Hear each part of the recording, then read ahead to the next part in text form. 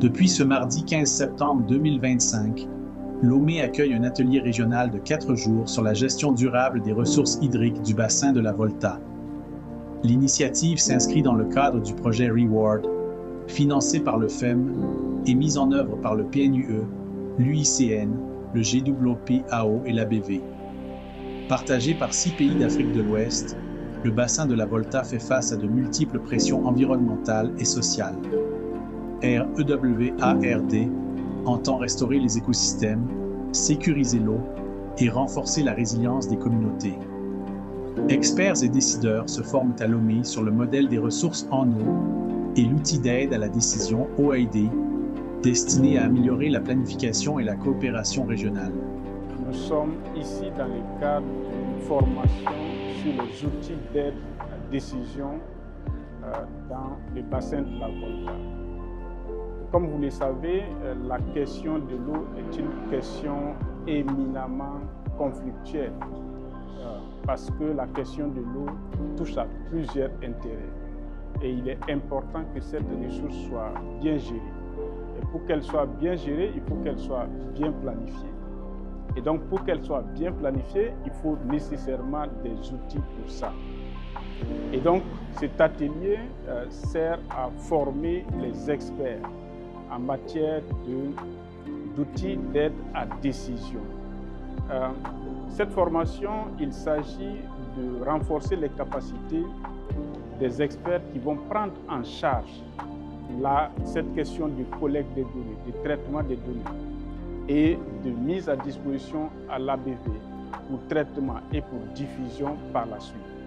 Donc il s'agit d'une formation très importante et capitale pour nous parce qu'il ne suffit pas seulement d'avoir l'outil d'aide à la décision, mais il faut aussi que les experts dans les différents pays maîtrisent cet outil d'aide à la décision pour qu'il puisse servir à nos populations, pour qu'il puisse servir à la gestion des ressources en eau et enfin certainement pour les générations futures.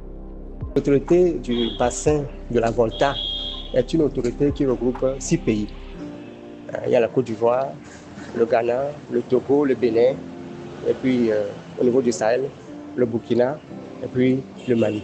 Alors, l'objet de cette autorité qui a été adoptée dans la convention de mise en place de cette autorité a été adoptée le 19 janvier 2007, c'est de mettre en place les règles, les procédures, les modalités pour une gestion partagée des ressources en eau de ce bassin qui fait partie des eaux internationales.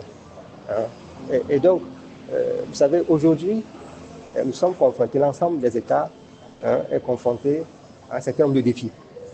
Ces défis, c'est le changement climatique. Vous savez, tout le monde sait aujourd'hui que qui parle de changement climatique parle de phénomènes extrêmes. Les phénomènes extrêmes, c'est quoi? C'est les sécheresses extrêmes, c'est des épisodes pluvieux, orageux, parfois d'une rare violence. Ensuite, nous avons notre démographie. La démographie. Ensuite, nous avons aussi comme problème la gestion partagée de ces ressources en eau. Nous sommes aussi sans savoir que, en termes d'amélioration des conditions de vie de nos populations, les périodes, par exemple 2000-2015, a été marquée par les OMD. Ensuite, il y a la période de 2015-2030 marquée par les ODD. Et l'objectif numéro 6 nous demande l'accès universel à l'eau et à l'assainissement, à l'horizon 2030. Alors, pour donner de l'eau et assurer l'assainissement aux populations, nous devons réaliser des ouvrages, des infrastructures sur ces bassins, en utilisant, en exploitant les eaux de surface comme les eaux souterraines. Alors, la présente formation a pour rôle de mettre en place cet outil d'aide à la décision, de ce modèle de ressources en eau, parce qu'il va falloir mettre en cohérence les positions, les actions, les visions des décideurs politiques, décideurs par rapport aux réalités du terrain. Parce que les décideurs politiques, pour donner de l'eau aux populations, vont évidemment demander à ce que des ouvrages soient réalisés. Le PNUEDHI apporte un appui technique clé.